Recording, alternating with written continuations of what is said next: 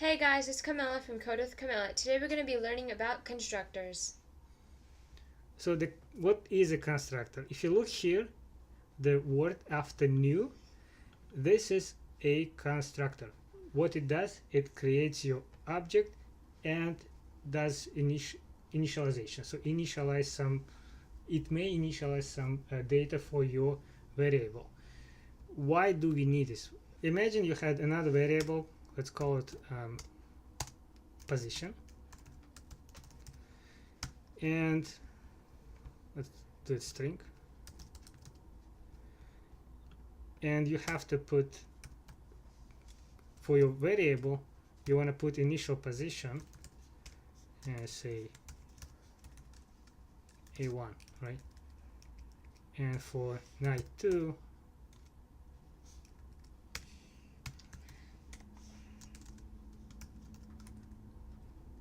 A8, for instance. But we all know that developers are who? Lazy. So we don't want to type every time the name of the variable, because this could be variable could be pretty long. Say my favorite night ever, and you don't want to type it all the time, right? Even if you like it, you still want to do something quicker. What you can do, you can create a constructor, different kind of constructor.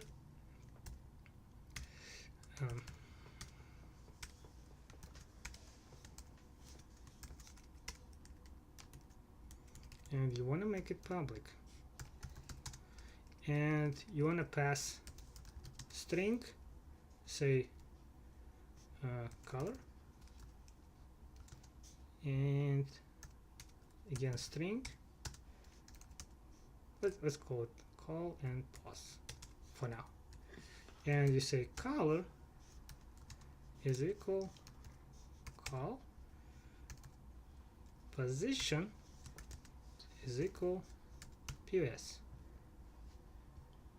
You see? And instead of doing this, what we can say, oh, we can pass the color and the position in one call.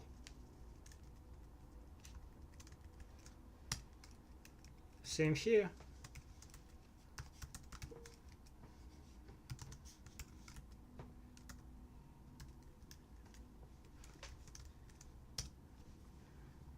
You see?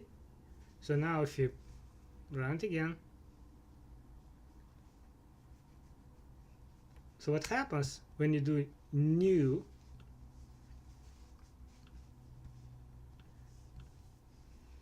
let's see in the debugger. So when you call it, the first thing it does,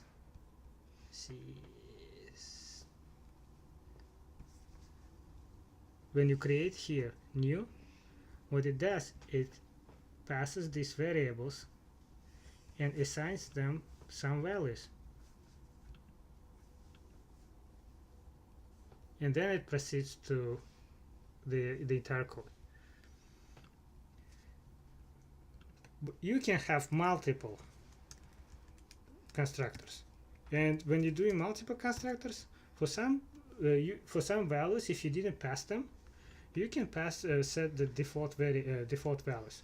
So if you say let's do this, if you don't put color, you can say if you don't pass the color, I want to put default value white. So if I do use this constructor and I don't pass the color, what do you think it's going to print on the screen? It's both going to be white. Yes, because when you say night, what the C# does, it checks how many parameters you have, and it says we have two constructors, but I'm going to use this one because it has the same number of parameters here and here, and when we run it, it's going to set the default value to white.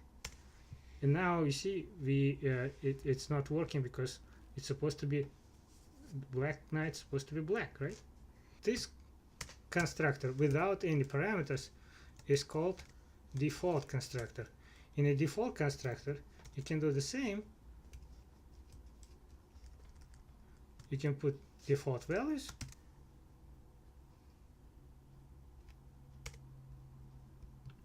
What I could do, if I do this, what do you think gonna happen?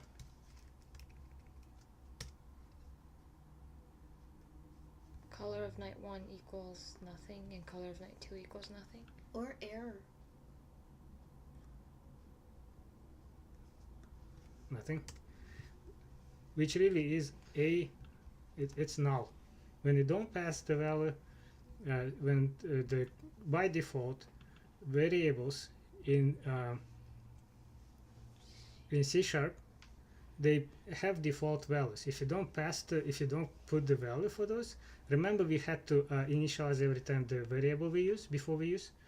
What the difference between variables in the program and variables that belong to the class, to class members, is that when you create the instance of the class, this is called instance, right?